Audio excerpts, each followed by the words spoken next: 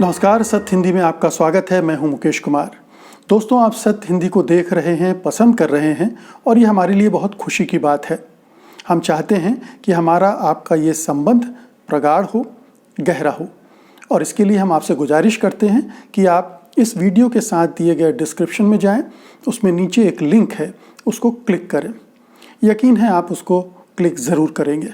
तो आइए अब शुरू करते हैं आज का डेली शो।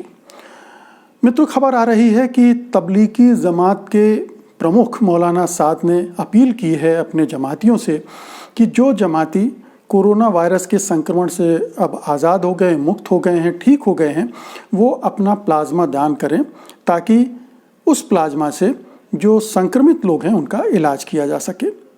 ये एक बहुत ही सकारात्मक अपील है, क्योंकि न केवल इसलिए कि इससे बहुत सारे संक्रमित मरीजों की मदद की जा सकेगी, उनको ठीक किया जा सकेगा, बल्कि इसलिए भी कि पूरी तबलीगी जमात और उसके बहाने पूरे मुसलमानों की जो छवि पिछले दिनों मीडिया ने और राजनीतिक दलों ने मिलकर बनाई है, उसको भी ठीक करने में मदद मिलेगी।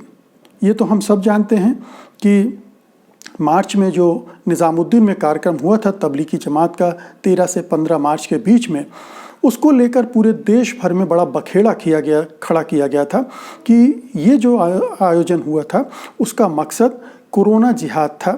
कोरोना बम, वहाँ से जो संक्रमित लोग थे उनको कोरोना बम कहा गया और कहा गया कि ये कॉन्स्पिरेसी थी पूरे भारत में ये संक्रमण फैलाने की, जो कि सही नहीं था, क्योंकि उस कार्यक्रम के लिए बाकायदा भारत सरकार से, दिल्ली सरकार से इजाज़त ली गई थी। भारत सरकार ने बाहर के प्रतिनिधियों को वीज़ा दिया था और तब वो उसमें हिस्सा लेने आए थे। तो सारा कुछ केंद्र सरकार का और दिल्ली पुलिस का दोष था जो जमातियों पर मढ़ दिया गया था। जमाती भी एक हद तक जिम्मेदार थे। उनमें वो समझ नहीं थी कि जब चारों तरफ कोरोना फैल रहा है तो उन्हें इस तरह के आयोजन नहीं करना चाहिए था, लेकिन इस तरह के आयोजन को महाराष्ट्र सरकार ने जो वहाँ होना था बातचीत करके टाल दिया था। तो ये अगर केंद्र सरकार चाहती तो यहाँ भी ऐसा हो सकता था, लेकिन वो दूसरे कामों में मसरूफ़ रही, उसने इस तरफ ध्यान नहीं दिया। तो दोष किसी और का था, मढ़ा किसी और के सर गया और उससे बहाने पूरा एक सांप्रदायिक वातावरण निर्मित किया गया। मुसलमानों को एक ख़ास ढंग से पेंट किया गया काले रंग से कि वो रूढ़िवादी होते हैं, कट्टर होते हैं और उन्हें भारत की चिंता नहीं है, वो देशद्रोही हैं वगैरह वगैरह। जो पूरा एक विमर्श है, नरेटिव है, वो सेट किया गया मुसलमानों के खिलाफ।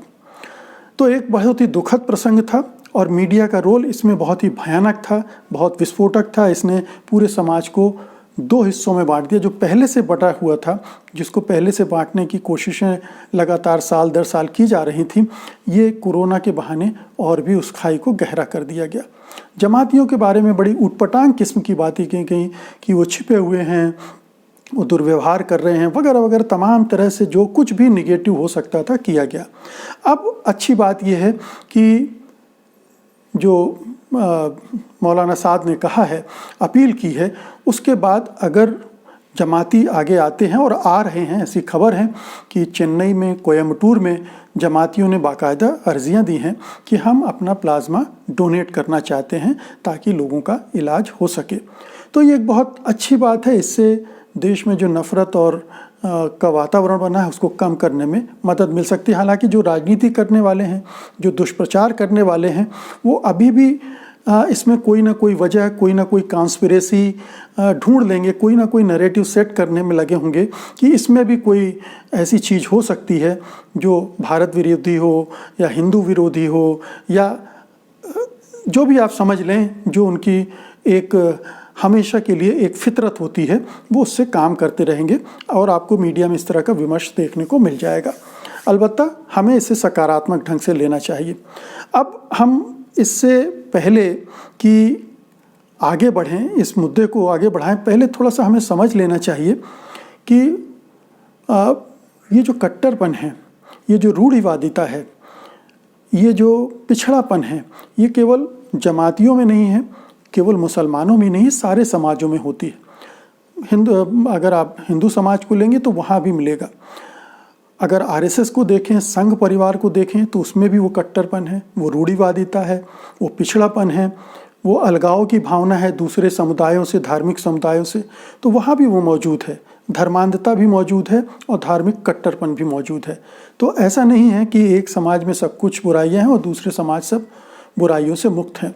तो ये ज़रूर है कि जहाँ बहुसंख्यक होते हैं वो अपनी चीज़ों को अल्पसंख्यकों पर थोपते हैं, उनको टारगेट बनाते हैं, और यही हमारे यहाँ होता था, हुआ। जमात चूँकि सॉफ्ट टारगेट है, उनकी संख्या कम है, इसलिए उनको बड़े आसानी से एक ख़ास स्याह रंग से पेंट कर दिया गया। अब हम आते हैं थोड़ा सा ये प्लाज्मा थेरेपी पर। आपको बता दें कि प्लाज्मा थेरेपी को चीन, अमेरिका और भारत ने इसके ट्रायल के लिए मंजूरी दे चुके हैं। अब उसके नियम कानून बनाए जा रहे हैं और इसका प्रयोग सार्स और इबोला जैसे संक्रामक रोगों में किया जा चुका है। काफ़ी हद तक इसमें सफलता भी मिली है। तो ये कह सकते हैं कि ये एक ज़रूरी थेरेपी थी जिसको अब पूरी दुनिया भर में आजमाया जा रहा है, और अच्छी बात है कि हमारे यहाँ भी आजमाना शुरू हो रहा है। दिल्ली की एक निजी अस्पताल में इसको आजमाया गया है, और एक जो बहुत ही गंभीर रोगी था जो वेंटिलेटर पे था, जब उसको प्लाज्मा के ज़रिए उसमें एंटीबॉडी डेवलप की गई तो वो 4 दिन में वो वेंटिलेटर हटा लिया गया और अब काफ़ी बेहतर है। तो ये कह सकते हैं कि एक इलाज का एक तरीका है जो काफ़ी उपयोगी हो सकता है। अब 2 चीज़ें इसमें समझने की है, एक तो प्लाज्मा क्या है और प्लाज्मा थेरेपी क्या है। सबसे पहले मैं आपको बताता हूँ कि प्लाज्मा क्या है। प्लाज्मा हमारे खून का एक बड़ा हिस्सा है।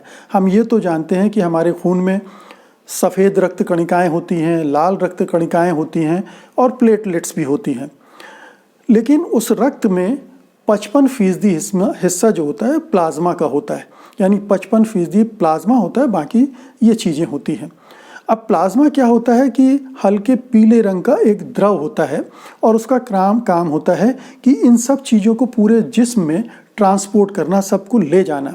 इसके अलावा वो जो पोषक पदार्थ हमारे शरीर के लिए आवश्यक होते हैं, हार्मोन्स की ज़रूरत होती है, उसमें एंजाइम्स होते हैं, नमक होता है, वो सारी चीज़ों को ये कैरी करता है, पूरे शरीर में ले जाता है और उनकी ज़रूरत पूरी करता है।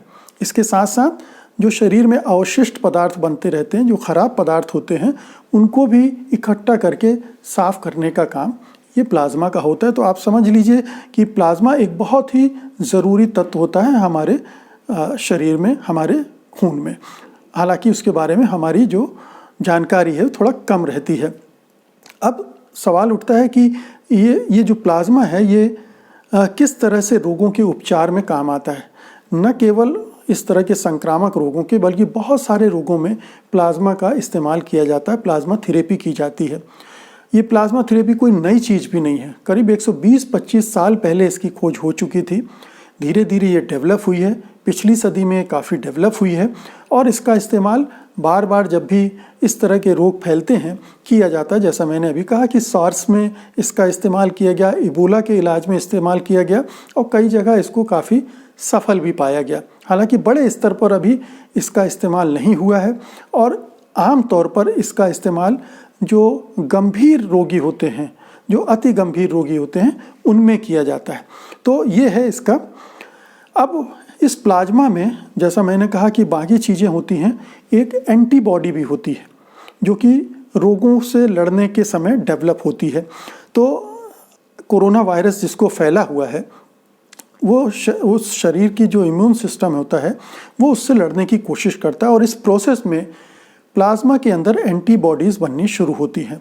उन एंटीबॉडीज़ को अगर प्लाज्मा से निकाल कर किसी दूसरे शरीर में दे दिया जाए, जैसे जो बीमार है, तो वो वहाँ पर उस संक्रमण से लड़ने में मदद साबित हो सकती है। और यही है प्लाज्मा थेरेपी कि एक मनुष्य जो किसी संक्रमण से प्रभावित था वो ठीक हो गया, उसके अंदर एंटीबॉडीज़ डेवलप हो गई हैं, उसके शरीर से प्लाज्मा निकाल कर किसी बीमार व्यक्ति के शरीर में वो प्लाज्मा दिया जाएगा, क्योंकि उसमें एंटीबॉडी है, और वो वहाँ उस रोग से लड़के उसको ठीक करेगा। तो ये पूरी थेरेपी है। अब इसमें आप जानना चाहेंगे कि ये प्लाज्मा लिया कैसे जा सकता है, दिया कैसे जा सकता है। अगर जमाती लोग प्लाज्मा दान देने जाएंगे तो कैसे देंगे। तो इसकी भी प्रोसेस लगभग खून देने जैसी है। पहले आपका रक्त का परीक्षण होगा कि वो सुरक्षित है कि नहीं और हेल्दी है कि नहीं। तो अगर वो स्वस्थ है और सुरक्षित है तो आपको जिस तरह से ब्लड लिया जाता है, आपके शरीर से ब्लड लिया जाएगा और फिर एक मशीन के द्वारा ब्लड से प्लाज्मा अलग कर लिया जाएगा और प्लाज्मा का फिर इस्तेमाल रोगों के उपचार के लिए होगा। अब उम्मीद करनी चाहिए कि इस तरह से जो प्लाज्मा इकट्ठा किया जाएगा उसका इस्तेमाल बड़े पैमाने पर, चूँकि कहा यह जा रहा था कि जो संक्रमण हुआ है या संक्रमण फैला है वो 30% जो है वो जमातियों की वजह से हुआ या जमातियों को हुआ है। तो अगर 30% जमाती थे शुरुआत में जिनको संक्रमण हुआ है और उनके प्लाज्मा अब वो ठीक हो गए होंगे, बहुत सारे लोग उसमें से नहीं भी रहे होंगे लेकिन बहुत सारे लोग ठीक हो गए होंगे, तो उनके बड़े पैमाने पर उनका प्लाज्मा इस रोग से लड़ने के काम आ सकता है। तो उम्मीद करनी चाहिए कि अब इस मुद्दे पर राजनीति नहीं होगी, मीडिया दुष्प्रचार अभियान में नहीं जुटेगा और जमाती अगर एक सकारात्मक कार्य के लिए आगे आ रहे हैं तो ये उनका स्वागत किया जाएगा। इसमें कोई नस्ल भेद का मामला नहीं उठाया जाएगा, क्योंकि बहुत सारे लोग इस तरह की बातें भी कर सकते हैं कि मुसलमानों का प्लाज्मा हम क्यों लेंगे। देखिए, ये बीमारी का मामला है और इस बीमारी में जहाँ से जो भी मदद मिलती है, इसमें प्लाज्मा सबका एक जैसा होता है, उसकी संरचना एक जैसी होती है, जैसे ब्लड की संरचना एक जैसी होती है। अब एक चीज़ इसमें मैं और बता दूं कि जिनका AB ब्लड ग्रुप होता है उनका प्लाज्मा यूनिवर्सल होता है, मतलब वो किसी भी ब्लड ग्रुप वाले व्यक्ति को दिया जा सकता है वो प्लाज्मा, और किसी भी शरीर को दिया जा सकता है। लेकिन दिक्कत यह है कि AB ग्रुप के केवल 4% के आसपास लोग होते हैं, तो वो बहुत कम संख्या होती है। फिर भी बाकी लोग तो दे ही सकते हैं, जो भी ग्रुप के हैं उनको मैच करके उनको दिया जा सकता है। तो कुल मिलाकर कहना यह है कि ये एक बहुत ही अच्छी पहल है मौलाना साद की तरफ से, जमात की तरफ से, और इसका स्वागत किया जाना चाहिए। राजनीतिक दलों को भी आगे आकर इसका स्वागत करना चाहिए और ये जो खाई पैदा हो गई है उसको पाटने के लिए सबको एक साथ आना चाहिए। अब अतीत को भुलाकर आगे बढ़ने का समय है, क्योंकि एकजुट होकर भी हम कोरोना वायरस से लड़ सकते हैं। ये बड़ी लंबी लड़ाई है, बड़ी कठिन लड़ाई है, बड़ी जटिल लड़ाई है, और जो संकेत मिल रहे हैं आने वाले दिनों के लिए वो कोई बहुत अच्छे संकेत नहीं, उत्साहजनक नहीं है।